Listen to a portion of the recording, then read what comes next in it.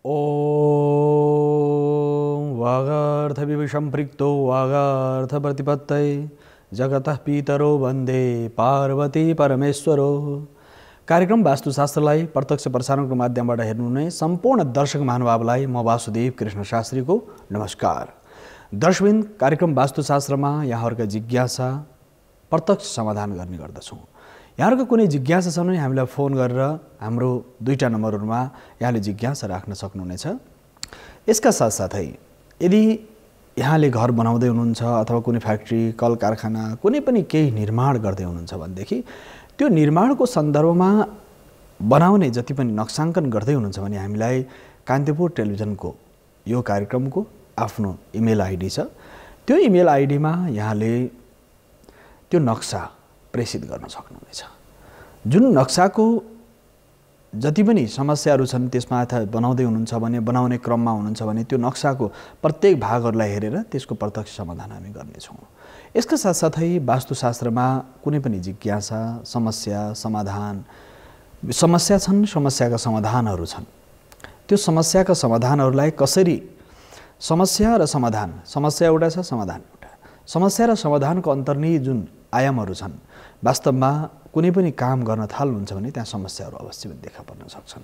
त्यसको व्यवस्थापकीय पक्ष, त्यसको निर्माण पक्ष, त्यसका अन्य विभिन्न पक्षहरू हुन सक्छन्। त्यस कारणले गर्दा त्यो निर्माणको सन्दर्भमा भूमि परीक्षण, माटोको आयाम साथसाथै त्यो जुन आधार छ त्यो आधारलाई हामीले ध्यान दिनुपर्ने हुन्छ। त्यो आधारलाई ध्यान दिँदा भूमिको बनावट, भूगोलको बनावट, भूगोलको स्वरूप, भूगोलको त्यो रङ रूप स्वाद सुगन्ध आकृति प्रकृति प्रत्येकले प्रभाव पारिरहेको हुन्छ। प्रत्येकको प्रभाव प्रत्यक्ष रूपमा रहन्छ। त्यस कारणले नक्सा जुन घडेरी छ त्यो घडेरीको नक्सा पनि पठाइदिनु होला। नक्सा, घडेरीको नक्सा, त्यसपछि घरको अथवा फ्याक्ट्रीको अथवा कल कारखाना अथवा तपाईँको घर कुनै कोठामै बस्नुहुन्छ, एउटा कोठामा बस्नुहुन्छ भने पनि हातले नक्सा लेखेर तपाईँले हाम्रो कान्तिपुर टेलिभिजनको इमेलमा इमेल गरिदिन सक्नु। त्यसलाई इमेल PDF फाइल बनाएर पठाइदिन सक्नुहुन्छ। तपाईँले सामान्य हातले पनि स्केच गर्न सकिन्छ। तपाईँ कुनै एउटै कोठामा पनि तपाईँको जीविकोपार्जन चलाउनु परेको छ, जीविकोपार्जन गर्नु परेको छ, एउटै कोठामा त्यहीँ भान्सा त्यहाँ राख्नु पर्यो, त्यहाँ सारा कुरा, अथवा दुईवटा कोठा छ अथवा केही छ भने त्यो तपाईँ बस्ने ठाउँको भागलाई नै लिएर पनि वास्तु मिलाउन सकिन्छ। त्यसकारणले चिन्ताको विषय छैन दर्शक। हाम्रो प्रयास नै मानिसले सुख शान्ति समृद्धि प्राप्त गरून्, सबै प्रकारका अप्ठ्यारोहरूबाट ऊ बाहिर निक्लिन सकोस्, यो आधार नै हो। त्यसकारणले गर्दाखेरि यो अति आवश्यक छ दर्शकवृन्द कि केही वास्तुमा त्यो समस्याहरू छन्, समस्याको समाधानहरू पनि रहेका छन्। त्यसकारणले म यो छोटो एउटा विश्राम दर्शकहरूसँग सानो विश्राम लिनेछु, फेरि म आउनेछु। यो छोटो विश्राम यहाँको लागि एउटा विश्राम गर्न गइरहेको छु दर्शकवृन्द।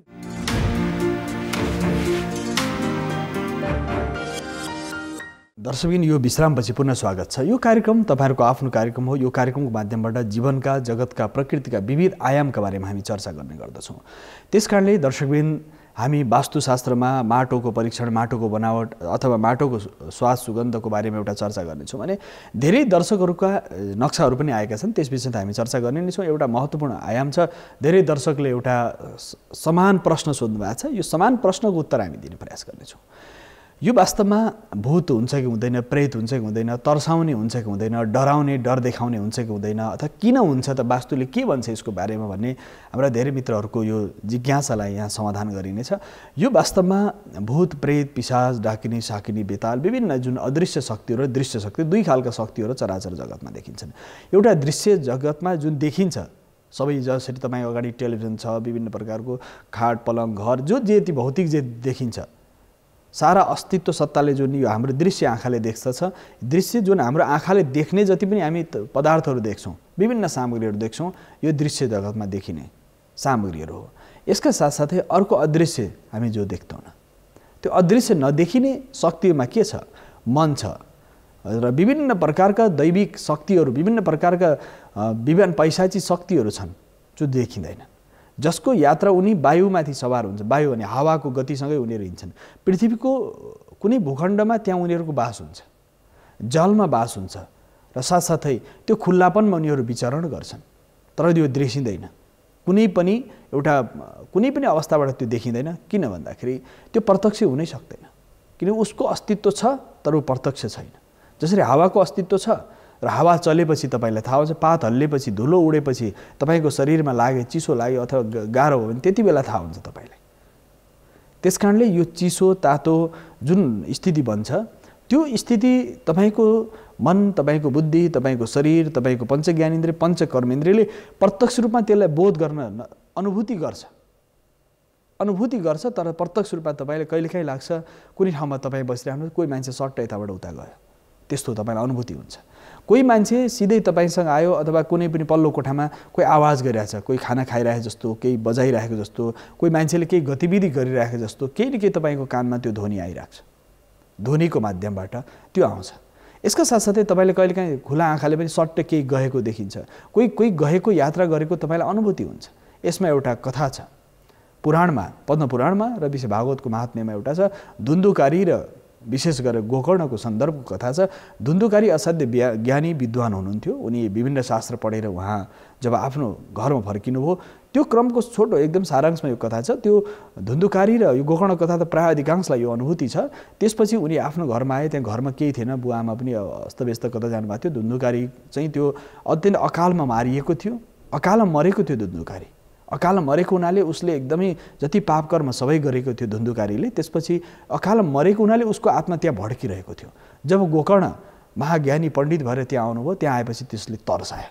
कहिले भैँसी हुन्छ, कहिले राँगो हुने, कहिले ठुलो रुख जस्तो हुने, कहिले तर्साउने, कहिले यताबाट जाने उताबाट जाने, एकदमै धेरै उत्पात मचाए। रातभर सुत्न दिएन र अन्तिम प्रहरमा ब्रह्ममुहूर्तको बेला जब गोकर्णले सारा यो तमासा रातभरि देख्नुभयो, कहिले के गर्ने, कहिले विभिन्न स्वरूप बनाएर प्रकट हुने, यो देखिसकेपछि धुन्धुकारी को यो स्वरूपमा विभिन्न भएपछि उहाँ एकदम तपस्वी हुनुहुन्थ्यो गोकर्ण। उहाँले जल उठाएर भन्नुभयो, तिमी को हो, प्रकट हो, तिमी प्रत्यक्ष आऊ मेरो सामने भनेर उहाँले जब मन्त्रद्वारा त्यो भावलाई बाँधिदिनु भयो।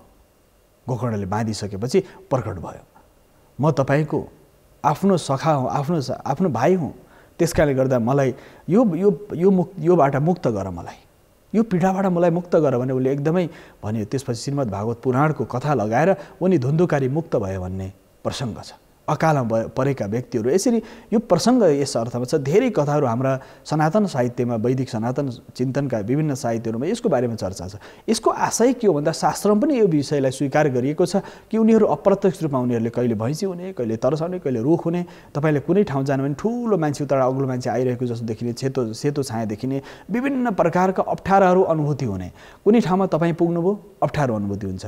कोही ठाउँ बस्नुभयो, तपाईँ एक ठाउँ बस्नुहुन्छ, छेउछाउको ठाउँमा केही भइरहेको, गतिविधि भइरहेको जस्तो तपाईँ ध्वनि आइरहेको हुन्छ, कोही मान्छेले केही काम गरिरहेको जस्तो लाग्छ। यो किन हुन्छ त? प्रायः तपाईँको जीवन पनि यस्ता घटनाहरू, दर्शकका जीवन पनि घटेका हुन सक्छन्।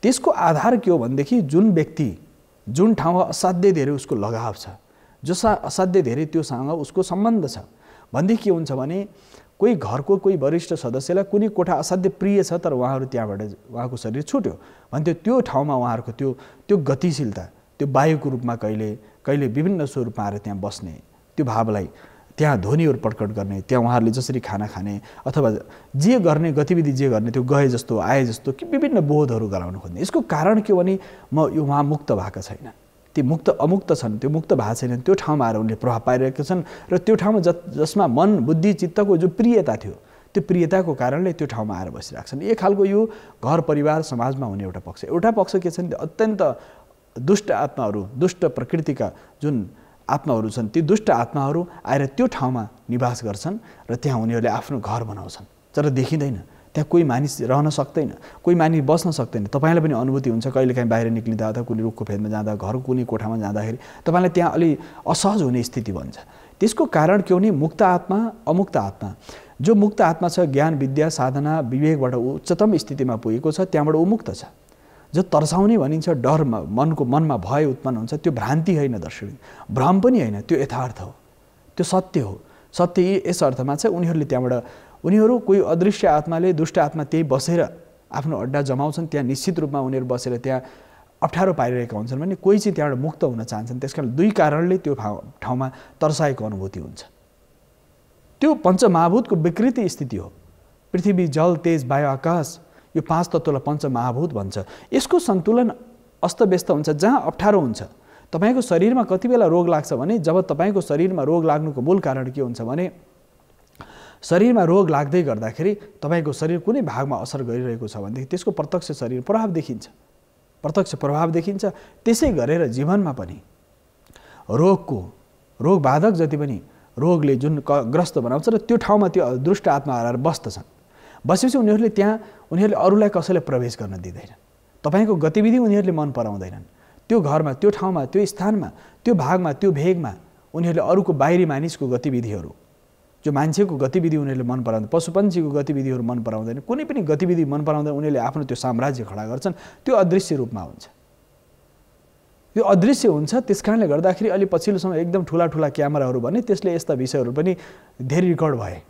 जसरी मानिसको मृत्यु कसरी हुन्छ भनेर काँचको घरभित्र मानिसलाई राखिसकेपछि चारैतिर क्यामेरा राख्यो, पछि के भने त्यो काँचको घरमा काहीँ एक त्यो मरणासन्न व्यक्तिलाई राख्यो जसको मृत्यु निश्चित भइसकेपछि उसको आत्मा कसरी निक्लिन्छ भन्दा त त्यो काँचको सबै फुटाएर त्यो आत्मा बाहिर निक्ल्यो। भनेपछि त्यो कति शक्तिशाली छ। त्यस कारणले दर्शकवृन्द, हामीभित्र रहेको आत्मबल पनि त्यही शक्ति र सामर्थ्य त्यसमा रहेको हुन्छ। त्यस कारणले त्यो पञ्चमहाभूतको विकृत अवस्था नै के हुन्छ, ऊ मुक्त हुनको लागि तपाईँलाई डर देखाइरहेको हुन्छ, तर्साइरहेको हुन्छ कि उसले किन यस्तो राम्रो कर्म गरिदियोस्, जसले विभिन्न शुभ कर्म गरोस्, जसले मलाई यहाँबाट मुक्त गरिदियोस् भनेर त्यहाँ तर्साइरहेको हुन्छ। उसले त्यो स्थानमा नि घर बनाइरहेको हुन्छ, त्यो स्थानमा उसका सारा गणहरू त्यहीँ बसेका हुन्छन्। त्यस कारणले अरूको त्यहाँ प्रवेश उसलाई स्वीकार्य हुँदैन। त्यस कारणले कोही मानिस तर्सिने, बिमारी हुने, गाह्रो हुने, असहज हुने, अप्ठ्यारो हुने मूल कारण नै यो दर्शकवृन्द। त्यस कारणले त्यस्तो यदि हुन्छ भने त्यसका उपायहरू, वास्तुशिल्पशास्त्रमा त्यसको उपायहरू छन्। जसरी कुनै ठाउँ तर्साउँछ भने त्यो कुन प्रकारको शक्ति छ भने त्यो विद्वानहरू, ज्ञानीहरू, तपस्वीहरू, साधकहरूलाई त्यो बोध हुन्छ। कुन प्रकारको यहाँ अदृश्य आत्मा छ, कुन दुष्ट आत्माहरू कसरी बसेका छन्। किन आत्मा शाश्वत सनातन हो, यो वेदान्तको भाषा। तर लोक व्यवहारमा, तन्त्रमा, मन्त्रमा, यन्त्रमा, साधनामा यी विषयहरू प्रयोग हुन्छन्। कुनै अदृश्य शक्तिलाई प्रयोग गरेर हजारौँ कामहरू गराउन सकिन्छ। मारण, मोहन, वशीकरण, स्तम्भन, उच्चाटन, षट्कर्म जुन छ, यो षट्कर्मको स्रोत पनि वास्तवमा जुन शास्त्रीय आयाम छ त्यो आधार नै के हो भन्दा दर्शकवृन्द, यो सारा आयाम नै त्यसको लागि के गर्ने भन्दा त्यो तर्सायो। अब त्यसको समाधान के हो भन्दाखेरि कुन प्रकृतिको शक्ति छ, त्यो शक्तिको मुक्तिको लागि गीता पढाएर, हनुमान चालिसा पढाएर, अरू कुनै पनि धर्मशास्त्र यज्ञ गरेर, पूजा गरेर, होम गरेर, हवन गरेर, के गरेर त्यो त्यहाँको त्यो अदृश्य शक्तिलाई हटाउन सकिन्छ। अथवा भागवत पुराण लगाएर कुनै पनि प्रकारले गरेर सकिन्छ। तर यदि त्यो गर्दा पनि त्यो एन्टिबायोटिक जस्तो काम हुन्छ। केही दिन ठिक हुन्छ, फेरि सुरु भइहाल्छ।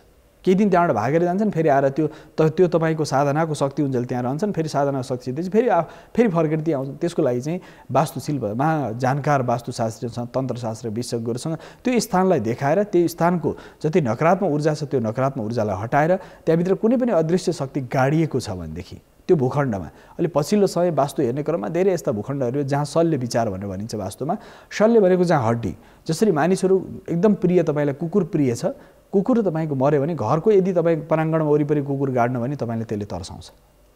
यदि कुनै गाई बस्तुहरू मरे, कृषकहरूले अधिकांश के गर्छन्, गाई बस्तु मरे अथवा कुखुरा, जुन घरपालुवा जति पनि जीव जन्तुहरू छन्, यी मऱ्यो भने हामी के गर्छौँ, घरको छेउछाउ करेसामा गाडिदिन्छौँ। त्यो असाध्य अशुभ मानिन्छ।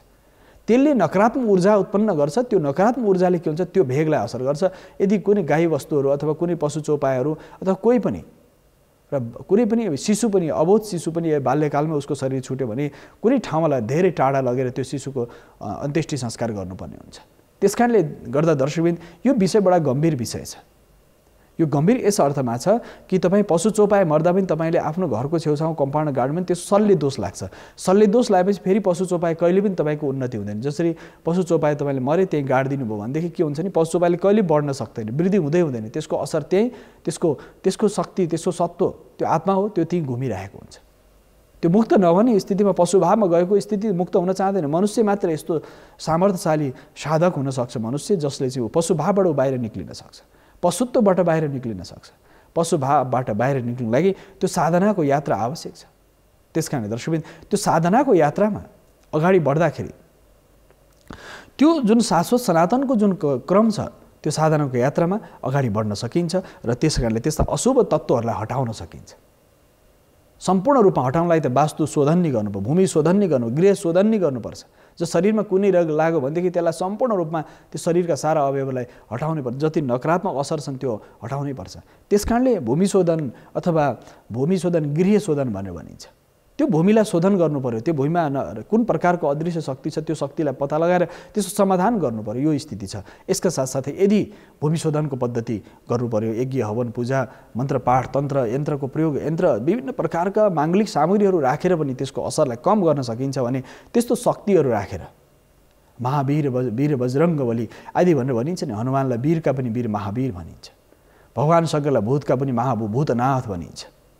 सम्पूर्ण भूत चराचर जगतलाई जसले आफ्नो अधीनस्थ भूत भविष्य वर्तमान काल महाकाल भनिन्छ, जसले आफ्नो अधीनस्थ गरेका छन्, यस्ता शक्तिशाली शक्तिको आयाम नै त्यहाँ यसरी स्थापित हुन्छ दर्शकबिन। तसर्थ जीवनमा शक्तिका आधारहरू शक्ति र सामर्थ्यहरू यसरी अगाडि बढेर जान्छन् कि मानव जीवनमा शक्ति र सामर्थ्य उत्पादन गर्नको लागि साधना आवश्यक छ।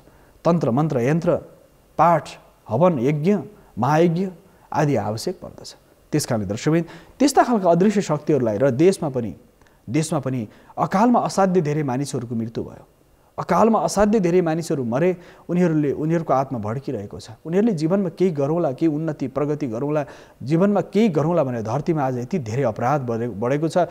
त्यो अपराध आज मनुष्यको रूपमा राक्षसी शक्तिहरू आज प्रकट भएका छन्।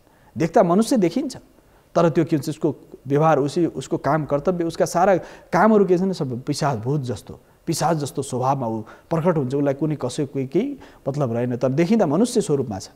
पहिले भूत प्रेतहरू अदृश्य शक्तिहरू हुन्थ्यो भने अहिले ती भूत प्रेतहरू पनि विभिन्न रूपमा मनुष्यको रूपमा प्रकट भएका छन् भन्ने एकजना सन्तले भन्नुहुन्थ्यो। यसको आधार के हो भन्दाखेरि उनीहरूले फेरि यो समाजलाई के भाड्ने, दुःख दिने, अप्ठ्यारो पार्ने, अप्ठ्यारो परिस्थिति निर्माण। यज्ञ गर्दैछ कसैले, राम्रो यज्ञ गर्दैछ, त्यो यज्ञ गर्दैन यज्ञलाई भाड्ने भनेदेखि उसमा भूत प्रेत पिशाचको वास त त्यो मनुष्यको रूपमा मान्छे देखिन्छ, तर के छ उसभित्र भूतको प्रवेश भएको छ, प्रेतको प्रवेश भएको छ, उभित्र पिशाचको प्रवेश भएको छ। त्यसकारणले त्यो तपाईँले गरेको राम्रा कामहरू शुभ कामहरूलाई रोक्न प्रयास गर्छ।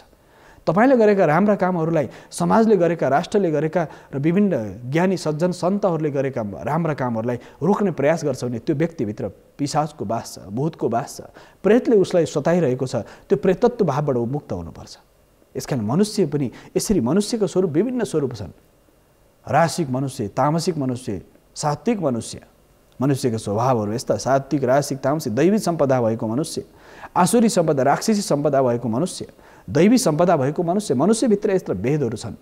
मनुष्य देख्दा त्यो सुन्दर स्वरूप भएको मान्छे देखिन्छ, तर उभित्र प्रेतको वास छ कि भूतको राक्षसको पिशाचको के वास छ, जसले गर्दाखेरि समाजका राम्रा कामहरूलाई बिगार्न खोज्छ भनेदेखि त्यो राम्रा कामहरू सत्य सत्सङ्ग गरेका कामहरू शुभ कर्महरू यज्ञ यज्ञादि पुण्यका कर्महरूलाई उसले भाड्न प्रयास गर्छ भने उसभित्र राक्षसी शक्तिले उसभित्र वास गरेको छ, प्रेतत्व शक्तिले उसभित्र वास गरेको छ। त्यसलाई त्यो प्रेत बोलिरहेको छ। काशीमा एकजना ठुला सन्त हुनुहुन्थ्यो, 100 वर्षभन्दा माथिका एकजना कोही व्यक्ति उहाँको सम्मुख आएर भन्यो कि लामो जिब्रो देखाएर म त भगवती महाकाली हुँ हाहा र हु गरेर उसले एकदम महाराजीलाई तर्सायो। स्वामीजी एकदम ठुलो तपस्वी तान्त्रिक तन्त्र मन्त्र यन्त्र सिद्ध साक्षात् विश्वनाथको स्वरूप मानिन्छ, 100 वर्षभन्दा माथि, अहिले पनि सम्भवतः जीवित हुनुहुन्छ, 100 वर्षभन्दा माथिको। त्यसो गरेपछि महाराजले विचार गर्नुभयो कि यो किन यसरी यो उत्पात मचाइरहेछ, कहिले पिट्न खोज्ने कहिले कुट्न खोज्ने तर छेउ नआउने, भाँडाहरू भत्काइदिने, के गर्ने, कहिले काली हुँ भन्ने, कहिले भैरव हुँ, कहिले भैरवी हुँ भन्ने, पुरा कपाल फिजाउने, लामो लामो जिब्रो निकाल्ने, तर्साउने।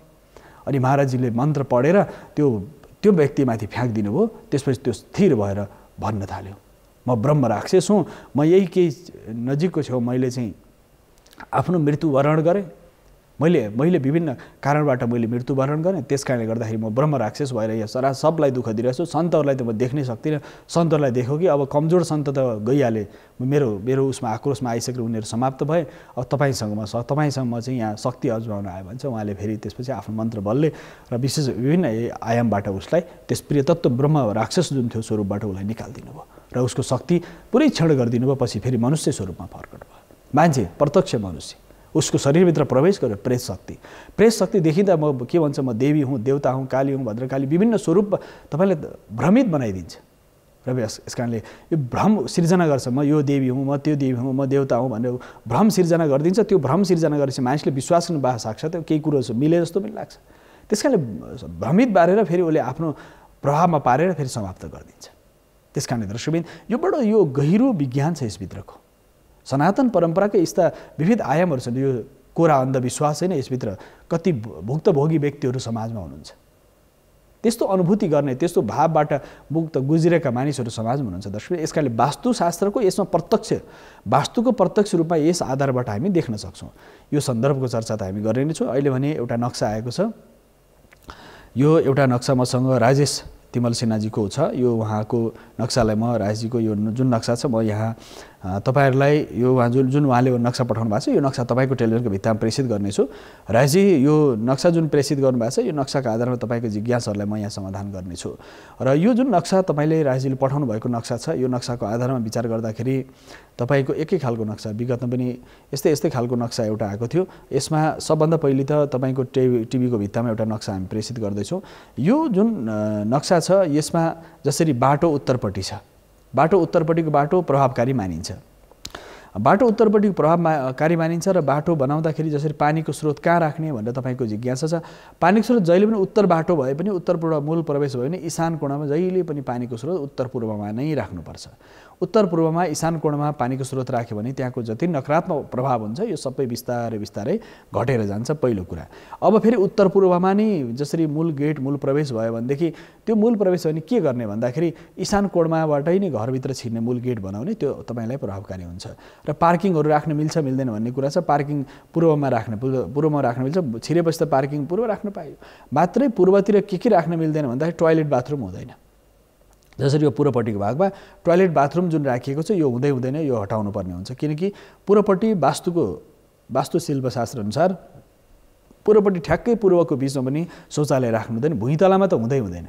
माथिल्लो तलासम्म केही वैकल्पिक प्रभावहरू उपचारहरू गरेर दोस्रो तलामासम्म राख्न सकिन्छ। भुइँतलामा भने पूर्वपट्टि बीचको भागमा शौचालय राख्नु हुँदैन। त्यसले असाध्य नकारात्मक ऊर्जाहरू नकारात्मक असरहरू नित्य निरन्तर पार्दछ। त्यसकारणले गर्दा पूर्वपट्टिको जुन बीचको भाग छ यसमा वास्तुशिल्पशास्त्र अनुसार यो भागमा तपाईले शौचालय राख्नु भएन।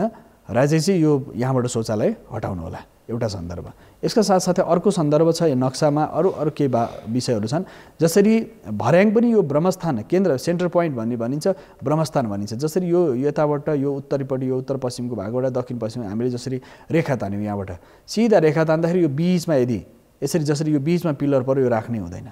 यो सेन्टर पोइन्ट जसरी यहाँबाट यसरी तान्दाखेरि के भयो यो यसको छेउछाउ आयो भने यो सेन्टर पोइन्ट अलिकति यो पिलरलाई हामीले विचार गर्नुपर्छ कि 9वटा पिलर राख्दाखेरि यो सेन्टर पोइन्ट यहाँबाट यसरी तान्नु, यहाँबाट तान्दाखेरि ठ्याक्कै बीचमा पर्छ कि पर्दैन यो ध्यान दिनुपर्छ। ठ्याक्कै बीचभन्दा अलिकति यताउता सार्नुपर्ने हुन्छ। सिधा बीचमा सेन्टर ब्रह्मस्थानमा नि यो मूल पिलर हामीले राख्नु हुँदैन, अलि दायाँ बायाँ गर्नुपर्ने हुन्छ।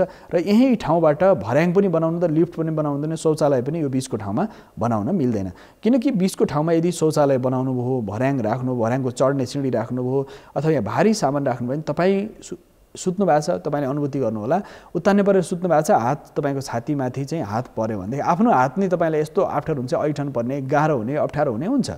त्यसकारणले गर्दाखेरि यस्तै गरी यो वास्तवमा पनि यो भूमिमा बीचको ठाउँलाई यदि थिचियो भने त्यो भूमिको प्रत्यक्ष प्रभाव पर्दछ। त्यसले असाध्य नकारात्मक असरहरू नित्य निरन्तर पारिरहेको हुन्छ। त्यसकारणले नकारात्मक असर पारिरहेको हुनाले त्यो भूमिमा हामीले ध्यान दिनुपर्ने अवस्था के छ भने त्यो नकारात्मक असरलाई हामीले घटाउन सकिन्छ, नकारात्मक असरलाई कम गर्न सकिन्छ। त्यो नकारात्मक असर घटाउने आयामहरू छन् दर्शकबिन। त्यसकारणले गर्दाखेरि यो नकारात्मक असर बीचको ब्रह्मस्थानलाई खाली राख्नुपर्छ। दोस्रो पक्ष शौचालय। जसरी कुनै पनि भूखण्ड छ भने शौचालय जहिले पनि यो बीचको पश्चिमपट्टिको भागमा दक्षिणपट्टिको भागमा राख्न दुईटा भाग सबै राम्रो मानिन्छ। शौचालय उत्तर पश्चिमको यो भागमा पनि राख्न सकिन्छ शौचालय, तर यो ठ्याक्कै उत्तरपट्टि टाँसेर होइन अलिकति यतापट्टि उत्तर पश्चिमको भागमा शौचालय राख्न सकिन्छ। तर ठ्याक्कै उत्तर पश्चिम नै वायव्य कोणमा राख्न मिल्दैन, वायव्यबाट केही हटेर राख्न सकिन्छ। शौचालयको लागि एटेच टोयलेट बाथरुमको लागि पश्चिमपट्टिको बीचको भाग दक्षिणपट्टिको बीचको भाग र यो उत्तर पश्चिमको जुन भाग छ यसमा राख्न सकिन्छ। यसका साथसाथै अर्को सन्दर्भ छ उत्तरपट्टि पूजा कोठाको लागि जहिले पनि उत्तर पूर्व जसरी उत्तरदेखि पूर्वसम्मको भागलाई 90 डिग्रीमा काटिन्छ र ईशान कोणमा पूजा कोठा उत्तर पूर्व भागमा जहिले पनि पूजा कोठा बसाउन सकिन्छ। तर पूजा कोठाभन्दा माथि मुनि शौचालय हुनु हुँदैन। पहिलो कुरा शौचालय यदि भयो भनेदेखि यसले समस्या गर्छ। त्यसकारणले गर्दा पूर्व उत्तरमा शौचालय राख्न मिल्दैन। ईशान कोणमा त शौचालय बनाउनै हुँदैन। यदि एटेच टोयलेट बाथरुम छ अथवा भान्सा छ भने त्यो सबैभन्दा धेरै तपाईलाई कष्टकारक हुन्छ। ईशान कोणको भान्साले अथवा ईशान कोणको मूल व्यक्तिको शयन कक्षले समस्याहरू उत्पन्न गर्छ। यसकारणले यति जुन राजी यो जुन छ यति सुझावहरू मैले यहाँलाई प्रदान गरेँ। यस आधारमा तपाईले यो घरको वास्तु मिलाउनु भयो भने अवश्य हुन्छ। जसो माथिल्लो तलाहरूको बारेमा हामीले चर्चा गर्दाखेरि माथिल्लो तलामा पनि वास्तुशिल्पशास्त्र अनुसार जति माथिको तलाहरू छन्, माथिको तलाहरूको निर्माण गर्दाखेरि जसरी भान्सामाथि ठिक्क भान्सामाथि मान्छे सुत्न मिल्दैन, भान्साको ठिक्क माथि सुत्यो भने के हुन्छ भन्दाखेरि तलपट्टि आगो बालेको छ, माथिपट्टि मान्छे सुत्छ, ठ्याक्कै त्यही चुलोको सिधा माथि, त्यो चुलोको सिधा माथि मान्छे सुत्यो भने अस्वस्थ हुन्छ, समस्याहरू उत्पन्न हुन्छन्। साथसाथै सेफ्टी ट्याङ्की, टोयलेट शौचालयको जुन जति पनि फोहोरहरू निक्लेको हुन्छ, तपाईँको भान्साबाट निक्लेको भयो, शौचालयबाट नुहाएको भयो, विभिन्न प्रकारको फोहोर सामग्रीहरू जति हामी पाइपको माध्यमबाट यदि घरभित्र पानी ट्याङ्की, घरभित्र ट्याङ्की त्यति अशुभ मानिँदैन पानी ट्याङ्की, तर घरभित्र तपाईँले त्यो शौचालयको सेफ्टी ट्याङ्की होत पनि भनिन्छ तराईतिर, त्यो सेफ्टी ट्याङ्की यदि घरभित्र पऱ्यो भने धेरै स्वास्थ्यमा समस्या गर्छ। त्यो पाइपको माध्यमबाट बाहिर निकालेर बाहिर अलग्गै सेफ्टी ट्याङ्की बनाउनुपर्छ, घरभित्र सेफ्टी ट्याङ्की कहिले पनि बनाउँदैन, किनकि अब 4 आना जग्गा छ, 3 आना जग्गा छ, घरभित्रै सेफ्टी ट्याङ्की बनाउनु पर्यो। त्यो वास्तुअनुसार असाध्य अशुभ मानिन्छ, किनकि फोहोर सामग्री जब तपाईँ एकत्रित हुन्छ तपाईँको घरको मूल जगमै भन्दाखेरि त्यो तपाईँ जग नै कमजोर भएर जान्छ। त्यसकारण उत्तर पूर्व ईशान कोण पानीको ट्याङ्की शुभ मानिन्छ, तर सेफ्टी ट्याङ्की जहिले पनि अशुभ मानिन्छ, किनकि त्यो असाध्य कष्टकारक हुन्छ। त्यसकारण ईशान कोण जहिले पनि सरसफा हुनु पर्यो, ईशान कोण जहिले पनि सकारात्मक ऊर्जा सञ्चार गर्ने हुनु पर्यो। ईशान कोणमा नकारात्मक ऊर्जाहरू बिस्तारै अस्तव्यस्त जुन ऊर्जाहरू छ त्यो ऊर्जाले त्यहाँ दबाब दिइरहेको हुन्छ, त्यो ऊर्जाको सन्तुलन मिलाउनु पर्यो। त्यसकारण ईशान कोणमा तपाईँको जुन ग्रहगत समस्या छ अथवा चाहिँ वास्तुगत समस्या छ भने ईशान कोण जहिले पनि प्रभावकारी हुनु पर्यो। घरमा अशान्त, अप्ठ्यारो, अशुभ भइरहेको छ, तपाईँको घरको नक्सा मिलेको छैन भने हामीलाई तपाईँले यसरी जसरी राजजीले पठाउनु भएको छ यसरी तपाईँले पनि नक्सा प्रेषित गर्न सक्नुहुन्छ। त्यो नक्सा फोटो खिचेर पनि हाल्न सक्नुहुन्छ। हामीले व्हाट्सएप भाइबरमा पनि यो विषयमा हामीले चर्चा गर्न विचार गर्छौँ। व्हाट्सएप भाइबर एउटा कुनै नम्बर राखेर त्यसमा भाइबरको माध्यमबाट पनि व्हाट्सएपको माध्यमबाट प्रत्यक्ष कलरसँग कुरा पनि हुनसक्छ। अब फोनको माध्यमबाट मानिसहरूलाई के हुन्छ नि, अब घर बनिसक्यो कसरी फेर्ने, तर पनि धेरै दर्शकहरू जिज्ञासा के छ नि, यो कार्यक्रमको माध्यमबाट धेरैले समाधान पाउनु भएको प्रत्यक्ष भेटमा पनि भन्ने गर्नुहुन्छ कि यो कार्यक्रमको माध्यमबाट धेरै दर्शकहरूले, हजारौँ हजार दर्शकहरूले प्रत्यक्ष समाधान पाएको र ठ्याक्कै कुनै एउटा विषयमा चर्चा गर्दा मेरो घर यस्तै खालको थियो, यसरी नै यो समाधान पाएँ मैले भन्ने धेरै दर्शकहरू भेटिन्छन्। त्यसकारणले दर्शकबिन यो वास्तु पनि यदि यहाँहरूले नक्सा प्रेषित गर्न चाहनुहुन्छ, नक्सा पठाएर आफ्नो जिज्ञासा राख्न चाहनुहुन्छ भने हामीलाई चाहिँ हाम्रो इमेलमा तपाईँले नक्सा प्रेषित गर्न सक्नुहुन्छ। अहिले भन्ने छोटो विश्रामको समय आइसकेको छु, विश्रामपछि पुनः आउने नै छु। दर्शकबिन पुनः स्वागत छ कार्यक्रम वास्तुशास्त्रमा। यो वास्तुशास्त्रमा आफ्ना जिज्ञासाहरू राख्न सक्नुहुनेछ। हामीले चर्चा गरिरहेका थियौँ नक्साको बारेमा। नक्सा भुइँतला जसरी तपाईँको बनेको हुन्छ त्यसरी नै त्यो भुइँतलाभन्दा माथिल्लो तलाहरू पनि त्यसरी बनाएर जानुपर्ने हुन्छ। जसरी शौचालय तपाईँले दक्षिणपट्टिको बिचको भागमा, पश्चिमपट्टिको बिचको भागमा, उत्तर पश्चिमको भागमा राख्नुभयो।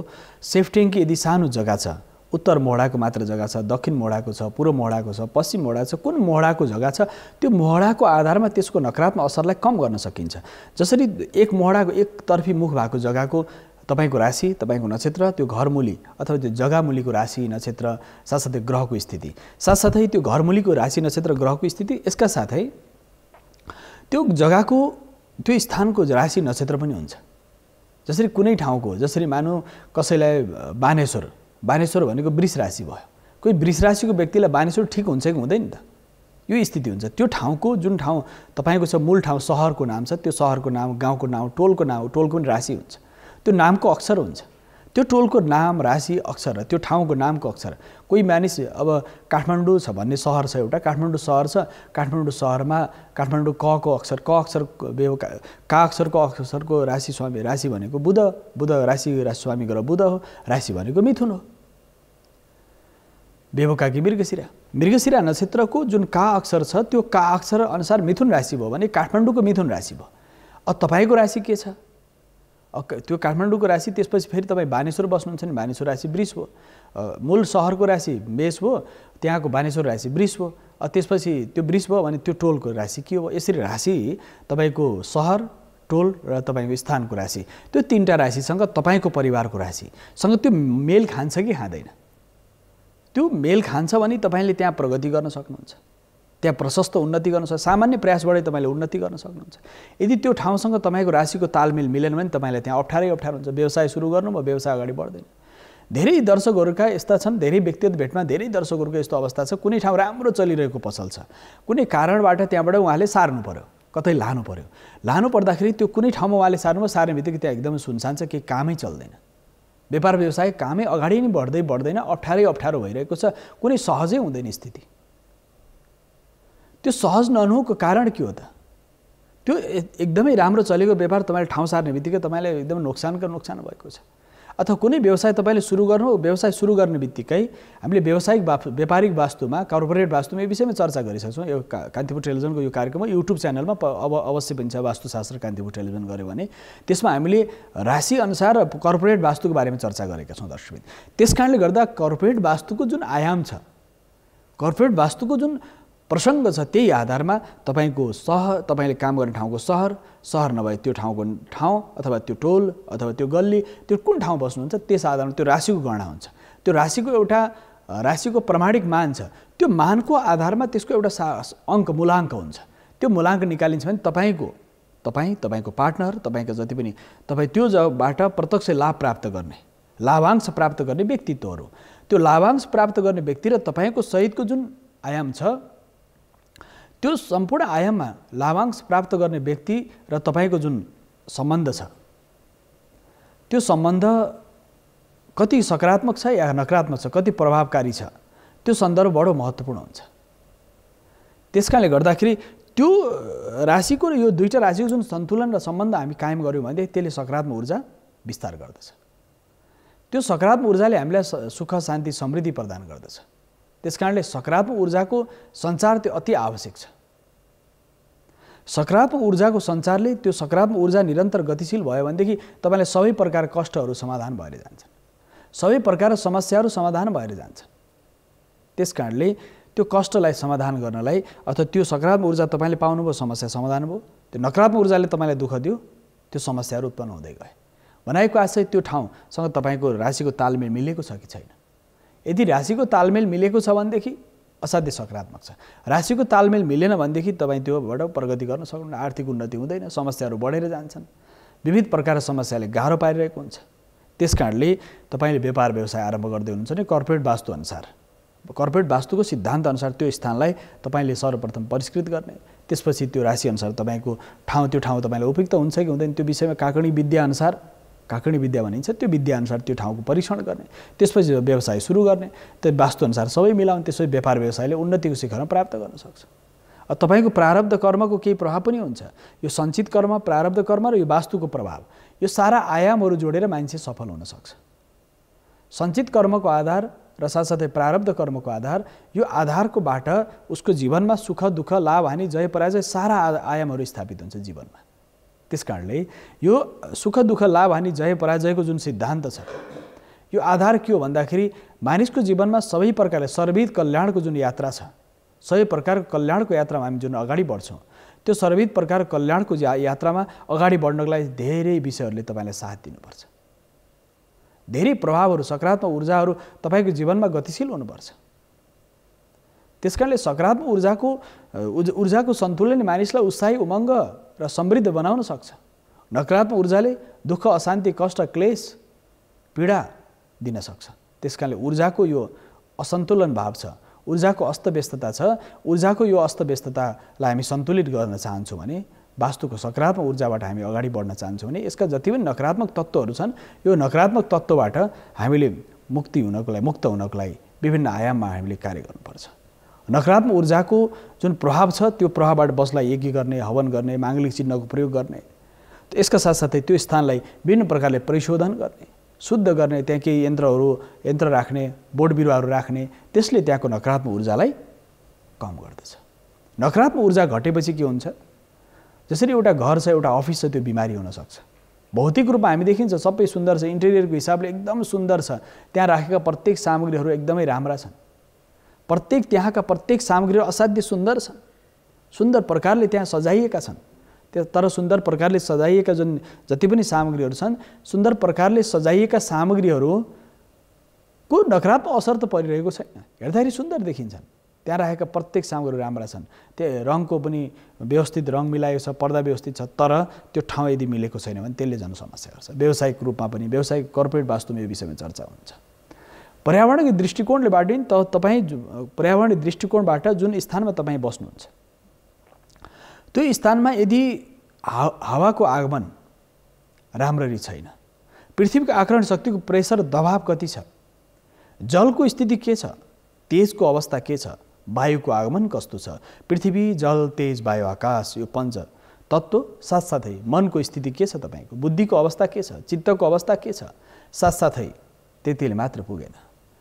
पूर्व पश्चिम उत्तर दक्षिण आग्नेय नैऋत्य वायु ईशानको स्थिति के छ, त्यो ईशान कोण अशुद्ध छ अथवा अशुभ भाग छ, ईशान कोणतिर समस्या छ, अथवा दक्षिण पूर्व आग्नेय कोणतिर समस्या छ, या नैऋत्य कोणतिर समस्या छ, या वायव्य कोणतिर समस्या छ, या धरतीमा समस्या छ, धरतीको माथिल्लो भागमा समस्या छ। समस्या कहाँ छ, समस्या कहाँ छ र त्यो समस्याको कारण के हो, समस्याको कारक तत्त्व के हो, त्यो बडो महत्त्वपूर्ण छ। त्यसकारणले समस्या जुन छ त्यो समस्या कुन प्रकारको छ, त्यो दिशामा हुने दोष, पूर्वमा पश्चिममा उत्तरमा दक्षिण उपदिशाहरू, आग्नेय नैऋत्य वायु ईशानमा हुने दोष, धरती र आकाशबाट आउने ऊर्जाको प्रभाव, त्यो नकारात्मक छ भने त्यसको समाधानका आयामहरू छन्। त्यसकारणले दर्शकवृन्द, वास्तुशास्त्रमा सारा विषय नै प्रकृतिसँग मानव जीवनको तालमेलको सिद्धान्त वास्तुशास्त्र हो। प्रकृतिसँग मानव जीवनको तालमेल यदि बिग्रियो, अप्ठ्यारो हो, त्यो तालमेल बिग्रियो भने, मिलेन भने के हुन्छ, समस्याहरू उत्पन्न हुन्छ। त्यो तालमेल जब व्यवस्थित हुन्छ, त्यो तालमेल जब मिल्छ, प्रकृतिसँग तपाईँको तालमेल मिल्यो भनेदेखि सारा आयामले तत्र देव सहायकृत भनेर भनिन्छ। त्यहाँ देवताले पनि तपाईँलाई सहायता गर्न आउँछन्, देवताले पनि त्यहाँ तपाईँलाई सहायता गर्छन्। त्यो देवता भने के हो त, सूर्य देवता, चन्द्रमा देवता, वातो देवता, वनस्पति देवता, विभिन्न देवताहरू, वेदका मन्त्रहरू छन्। त्यो सारा देवता कसलाई भनिएको छ, कसलाई देवता, सूर्य पनि देवता हुन्, वायु पनि देवता हुन्, जल पनि देवता हुन्, पृथ्वी पनि देवता हुन्, अग्नि पनि देवता हुन्। साथसाथै यी सारा देवताहरू त्यो कुपित भयो भने तपाईँलाई कष्ट छ, सारा देवताहरू प्रसन्न भयो भने तपाईँलाई सुख छ, शान्ति छ। देवताको दुःख, देवता जुन आपो देवता, जलका अधिष्ठात्री देवता वरुण, वायुका अधिष्ठात्री देवता वायु, धरतीको अधिष्ठात्री देवता धरती, धरती माता, त्यहाँको अधिष्ठात्री देवता भूदेव, विश्वदेव भनेर भनिन्छ। चराचर जगतलाई जसले चलाउँछन् भूदेव, विश्वदेव, विश्वदेवको जुन स्वरूप छ, चराचर जगतलाई जस चलाएका छन्, चलायमान गर्छन्, विश्वलाई आफ्नो चक्रमा घुमाइरहेका छन्। त्यो काल, भूत, भविष्य, वर्तमान, दिन, रात्रि र सन्ध्या, यो सारा आयामहरू हेर्नुहोस् त प्रकृतिमा। एकछिन तपाईँ आँखा बन्द गरेर विचार गर्नुहोस् त दर्शक, तपाईँ एकछिन बडो गम्भीरताले सोच्नुहोस् त। तपाईँको मनको गहिराइमा गएर जब तपाईँले आफूलाई विचार गर्नुहोस् त, असाध्य गहिरिएर विचार गर्नुहोस् त एकछिन। तपाईँको वरिपरिको परिवेशलाई बुझ्नुहोस्। तपाईँको अगाडि बेडरुम, तपाईँको अगाडि विभिन्न सामग्रीहरू, विभिन्न प्रकार वस्तुहरू छन्। प्रत्येक वस्तुहरूमा तपाईँको जीवनको तालमेल कहाँ कहाँ, कुन कुन वस्तुसँग, कुन कुन पदार्थसँग एट्याचमेन्ट छ, सम्बन्ध छ। तपाईँ प्राविधिक हुनुहुन्छ, तपाईँको सम्बन्ध क्यामेरासँग छ। तपाईँ एउटा राम्रो गायक हुनुहुन्छ, तपाईँको त्यो इक्विपमेन्टहरू बजाउनेसँग छ। तपाईँ के गर्दै हुनुहुन्छ त्यससँग तपाईँ प्रत्यक्ष तालमेल छ। जब त्यो तालमेल तपाईँको बिग्रियो भने के हुन्छ, समस्या उत्पन्न हुन्छ। तपाईँ जुनसँग लगाव छ त्योसँग तपाईँको तालमेल बिग्रियो भने तपाईँ असफल हो, काम गर्न सक्नु भएन। त्यसकारण तालमेल बिग्रिनु भएन जीवनमा। जीवनमा जब तालमेल बिग्रिन्छ भने मानिसलाई समस्या आउँछ। यसकारणले जीवनमा तालमेल बिग्रिन दिनु भएन दर्शकबिन। जीवनमा तालमेल बिग्रिन नदिनको लागि हामीले प्रयत्न के गर्नु पर्यो, तालमेल बिग्रिन नदिनको लागि कर्म गर्नु पर्यो।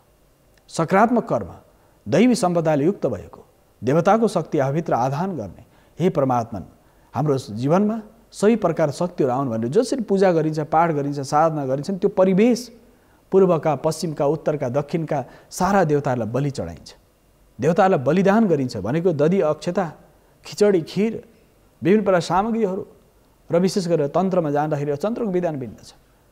कुनै प्रकारले त्यो चढाइन्छ, अर्पण गरिन्छ, त्यो बलिदान गरिन्छ। भनेको आशय के हो भनेदेखि कुन प्रकारको देवता, वास्तु पुरुष छन्, वास्तुको दोष छ भने त्यो घरमा, वास्तु पुरुषको दोष छ भने अथवा पति पत्नी बीच समस्या, झगडा एकदमै निरन्तर परिरहेको छ, घरमा असाध्य कलह भइरहेछ। शास्त्र भनेको 100 दम्पतिहरूलाई, 100 जना दम्पति, पति पत्नी सौभाग्यशाली 100 दम्पतिलाई बोलाएर त्यो घरमा भोजन गराउने। 100 दम्पति जसको ती दम्पतिहरूलाई बोलाएर भोजन गराउने, वस्त्र आभूषण दिने, त्यो घरको झगडा सदाको लागि समाप्त हुन्छ। एउटा प्रत्यक्ष प्रयोग मैले कुनै भक्तलाई गराएको छ दर्शक। असाध्य घरमा क्लेश हुने, ग्रह पनि ठिक छन्, सारा ठिक छन्, अशान्तिको अशान्ति छ। यो अशान्ति कसरी समाधान हुन्छ? ग्रह नक्षत्रहरू पनि अलिअलि ग्रहको प्रभाव त जीवनमा हुन्छ, कहिले कुनै ग्रह लाग्छ त्यसले अशान्ति गर्छ। तर कसै गर्दा शान्ति नहुने, मनमा चित्त शान्ति नहुने, देखेको अशान्ति हुने, वास्तुको दोष निवारण गरेर फेरि त्यसपछि पनि विचार गर्दाखेरि के देखियो भने 100 दम्पतिलाई भोजन गराउने, 100 दम्पतिलाई एकदम तयारीका साथ त्यही घर भिन्न भिन्न ठाउँमा 100 दम्पतिलाई 200 जना मान्छेलाई भोजन गराउने। त्यो 3 दिन लामो प्रक्रिया, प्रत्येक दिन 25-25-25-30 को हिसाबले भोजन गराउनु भयो। अहिले त्यो घरमा कहिले झगडै हुँदैन। यति आर्थिक रूपमा यति समृद्ध भएर जानुभयो कि उन्नति गरिराख्नु भएको छ। पछाडि फर्केर हेर्नै पर्ने, व्यवसाय यसरी बढेर गयो। किन मानिस असफल किन हुन्छ? बुद्धिले काम गर्दैन, मानिस असफल हुन्छ। जब बुद्धिले तपाईँको प्रज्ञाले काम गर्न सक्छ, तपाईँले जे काम गर्नुहुन्छ त्यो काममा के हुन्छ? तपाईँको मन, बुद्धि र देवताले पनि त्यहाँ सहायता गर्छ। त्यसकारणले अदृश्य शक्तिको प्रभाव तपाईँ असफल भइराख्नु भएको छ। असफलबाट सफलता प्राप्तिको लागि गरिने प्रयत्नहरू अति धेरै छन् शास्त्रमा। त्यो प्रत्यक्ष रूपमा प्रयास गर्दाखेरि मानिस व्यावसायिक रूपमा असफल भइरहेको छ भने के खालको कुन प्रयोग गर्ने जसले गर्दा तुरन्त उसलाई परिणाम दिन सक्छ। शारीरिक रूपमा उसलाई अस्वस्थता छ, कुन प्रयोग गर्ने जसले स्वास्थ्य प्राप्त गर्न सक्छ। मानसिक रूपमा ऊ अस्वस्थ छ, कुन प्रकारले उसको मानसिक शान्ति उसले प्राप्त गर्न सक्छ। कुन प्रकारको समस्या हो त्यसको ठ्याक्कै समाधान के गर्ने त भन्दा वास्तुमा, धर्मशास्त्रमा, हाम्रो सनातन तन्त्रशास्त्रको उपासना पद्धतिमा यो विषय छ। त्यो विषय प्रत्यक्ष रूपमा छ। त्यसकाले यस्ता धेरै दिव्य ग्रन्थहरू बिस्तारै विलुप्त भइसकेका छन्, विलुप्त भएर गएका छन्। त्यसकाले दिव्य ग्रन्थहरू विलुप्त हुनुको कारण के हो भने समाज आज कर्तव्य विभूडको स्थितिमा छ। समाजलाई मार्गदर्शन गर्ने धर्मशास्त्रको अनुयायीहरूले, साधकहरूले, तर आज ती व्यक्तिहरू धर्मशास्त्रका केही नाममा रहेका व्यक्तिहरू पनि आज के छन्? त्यो प्रेतत्व शक्तिले बास गरेर उल्टो पुल्टो कुराहरू गरिरहेको छ। कोही हेर्दाखेरि राम्रो देखिन्छ, तर उभित्र प्रेत शक्ति ब्रह्म राक्षसको प्रवेश भयो। प्रेत शक्ति प्रवेश गरे उसले कामै यस्तो उल्पटाङ गरिदिन्छ कि तपाईँलाई लाग्छ कि यो सत्य हो या असत्य, दुविधा पर्दछ। त्यसकारण सात्विक वृत्ति भगवान् कृष्णले जुन गीतामा भन्नुहुन्छ, सात्विक वृत्ति जब विकास हुन्छ, जब तपाईँको मनमा, तपाईँको बुद्धिमा जब सात्विक वृत्तिको विकास हुन्छ, वास्तु तपाईँले सब मिलाउनु भएको छ, वास्तु अनुसार मिलाउनु, त्यो घरले अवश्य तपाईँलाई सुख शान्ति समृद्धि अवश्य दिन्छ। त्यसमा कुनै दुविधा छैन। वास्तु मिलाएर घरमा बस्ने मानिसले सुख शान्ति समृद्धि व्यावसायिक प्रगति परिवारमा सबै प्रकारको सुख प्राप्त गर्छ। तर तपाईँको मनमा क्लेश छ, दुर्भावना छ, दुर्व्यसन छ, यदि पहिलेदेखि छ, जन्मान्तरको संस्कारले त्यहाँ आएको छ, दुर्व्यसन छ, कुकर्मको गतिमा हिँड्नु भएको छ भनेदेखि त्यसले के गरिरहेको छ भने तपाईँलाई कष्ट दिइरहेको छ। त्यसबाट निक्लिनलाई मनोत्रास, शारीरिक, मानसिक, भावनात्मक जुनै प्रकार रोग लाग्न सक्छ। मानिसले भावनात्मक रोगले पीडित हुन सक्छ, मानसिक रोगले पीडित हुन सक्छ, शारीरिक रोगले पीडित हुन सक्छ। रोगको निवारण कसरी गर्ने त? रोग निवारणको उपायहरू के हुन सक्छन्? शारीरिक, मानसिक, आध्यात्मिक, आदि भौतिक, आध्यात्मिक त्रिविध ताप छ, वात पित्त कफको असन्तुलन छ भनेदेखि त्यो रोग निवारणको उपायहरू के हुन सक्छन् त? रोग निवारणका उपायहरू भिन्न हुन सक्छन्। त्यसकारणले शास्त्रमा भनिएको छ, यदि यस्ता कुनै पनि समस्या आयो भने के गर्ने? शास्त्रार्थ गर्ने। शास्त्रार्थ भनेको शास्त्रले अर्थ निकाल्ने, त्यो अर्थशास्त्रलाई अभ्यास गरेर अर्थ निकाल्ने त्यसको परिणाम खोज्ने, त्यसले समाजलाई सही दिशा दिन सक्छ, सही गति अगाडि लान सक्छ। जो विज्ञ पुरुषहरू छन् उनीहरू मौन, जो अल्पज्ञानी छन् बुरुक उफ्रेका छन्। समाजको स्थिति यो छ, किन योग धर्म हो, कलियुगको धर्म हो। आज सही मान्छेहरू बिस्तारै एकतिर लागेर ऊ शान्त के बोल्ने भनेर यो खालको छ भनेदेखि जो अलिअलि 2-4 अक्षर बुझेका छन् बुरुक उफ्रेका छन्। समाजको स्थिति यो छ दर्शक। किन छ त्यो त भन्दाखेरि यो दोषपूर्ण भोजन, दोषपूर्ण चिन्तन, दोषपूर्ण हाम्रो शिक्षा, दोषपूर्ण हाम्रो अभिव्यक्ति, दोषपूर्ण हाम्रो सङ्गत, यो सारा आयामहरू दोषपूर्ण सङ्गत, सात्विक सङ्गत छैन, तामसिक सङ्गत छ। कसैको जन्मदिन छ, जन्मदिनको दिन अष्टचिरञ्जीवीको पूजा गरेर अष्टचिरञ्जीवीले मेरो आयुलाई बढाउनु भन्यो भने त्यस दिन गएर मानिसले मांस मदिरा सारा व्यवस्था गरेर ठुलो पार्टी गर्छ जन्मदिनको दिन। त्यसले परिणाम के ल्याउँछ? उसको मृत्यु निश्चित छ। मदिरा सेवन गर्यो भने त त्यो मृत्यु निश्चित छ। मांस मदिराको सेवन, अनेक प्रकारको कुकर्महरू, त्यसले के जन्मदिनको दिन वर्तमान भएको छ, तपस्या गर्नुपर्ने, ऋषि महर्षिलाई तर्पण गरेर तपस्या गरेर देवताको पितृको कुलको आशीर्वाद लिनुपर्ने, त्यो दिन पुरा दिव्य पार्टी गरेको छ भनेदेखि मानिसको प्रवृत्ति कसरी बढ्दै गएको छ दर्शक, त्यसले प्रत्यक्ष प्रभाव पारेको छ। पर तपाईँको समाज, परिवार, परिवेश, सारा विश्वलाई आज आक्रान्त गर्यो, कलिकालले आक्रान्त गरेको छ। त्यसकारणले सात्विक वृत्ति हुनेको, सात्विक भाव हुने व्यक्तिहरू जब एकत्रित भएर समाजका लागि काम गर्छन्, तिनीहरूले गरेको काममा तपाईँको सहयोग, सद्भाव, समन्वय रह्यो भनेदेखि त्यसले समाजलाई गतिशील बनाउँछ। कसैले राम्रो सुन्दर प्रकारले वास्तुअनुसार घर बनायो, अरू कुनै आउने बित्तिकै एउटाले उल्टो पुल्टो कुरो भन्थ्यो, बिचारा ऊ परेशान। किनकि उसभित्र आएको जो प्रेत भावले उसलाई त्यस्तो खालको प्रेरणा दिन्छ, उसले त्यही गर्छ। जो सात्विक वृत्तिका व्यक्तिहरू छन्, यो किन कम भयो त धरती? जब धरती नै स्वर्ग हो भनेर भनेको छ उपनिषदमा, धरतीमा स्वर्ग बनाउन सकिन्छ जब वृत्ति मानिसको सात्विक हुन्छ। राष्ट्रिक भावबाट, तामसिक भावबाट अन्धकारबाट जब उज्यालोतिर मानिसको यात्रा हुन्छ, ज्ञानको यात्रातिर जब मानिस अगाडि बढ्छ, सारा समाजका समस्याहरू समाधान भएर जान्छन्। समाजमा प्रत्येक व्यक्ति आफ्नो आफ्नो कर्म, कुकर्म, शुभकर्म, राम्रा नराम्रा व्यक्तिहरू छन् समाजमा, त्यो आदिकालदेखि छन्। तर के हुन्छ भने यो शास्त्रमा के बताइएको छ भने त्यस्ता खालका प्रवृत्तिका व्यक्तिहरूले समाजलाई जुन प्रकारले समाजलाई दोहन गरिरहेका छन्, समाजलाई कष्ट पुर्याइरहेका छन्, भावनात्मक आघात पुर्याइरहेका छन्, त्यो के हुन्छ भने त्यसमा पिशाच शक्तिको वास छ। यस कारणले त्यसको पनि शान्ति गर्नुपर्ने हुन्छ। कसरी हुनसक्छ त? तपाईँभित्र लाग्छ तपाईँलाई मैले ठिक गरिरहेको छु, तर त्यो समाजको र विशेष तपाईँले व्यक्तित्व रूपमा लाग्छ कि यो समग्र विश्व कल्याणको लागि तपाईँले काम गर्दै हुनुहुन्छ, तर समाजका केही व्यक्तिहरू जसो प्रेतत्व भावको प्रभाव छ, त्यस्तो व्यक्तिहरू पनि उनीहरूको शान्ति र तपाईँको जीवनमा पनि यो खालको रूपान्तरण आवश्यक छ। जीवनमा ठुलो रूपान्तरण आवश्यक छ। त्यसको कसरी हुन्छ भन्दाखेरि योगद्वारा शरीरको शक्ति र सामर्थ्य वृद्धि हुन्छ। योगद्वारा सामर्थ्य वृद्धिको यात्रा, साधनाद्वारा सामर्थ्य वृद्धिको यात्रा, यज्ञ हवनद्वारा सामर्थ्य वृद्धिको यात्रा हामीले आरम्भ गर्नुपर्छ। सामर्थ्यको जब विस्तार गरिन्छ, आध्यात्मिक सामर्थ्य, दैवी सम्पदाको जब विस्तार हुन्छ, मानिस जागृत स्थितिमा अगाडि बढ्छ, शाश्वत सनातनको यात्रामा अगाडि बढ्छ। त्यसकारणले मानिसको जीवनमा शाश्वत सनातनको यात्रामा अगाडि बढ्नको लागि त उसको लागि उपासना चाहिन्छ। त्यो उपासना सात्विक वृत्ति, तपाईँको मनले के भन्छ? ओहो, मैले त गलत त गरिरहेको छैन। तपाईँभित्र छ त्यो बोध छ, तर पनि गलत भइरहेको छ मानिसबाट।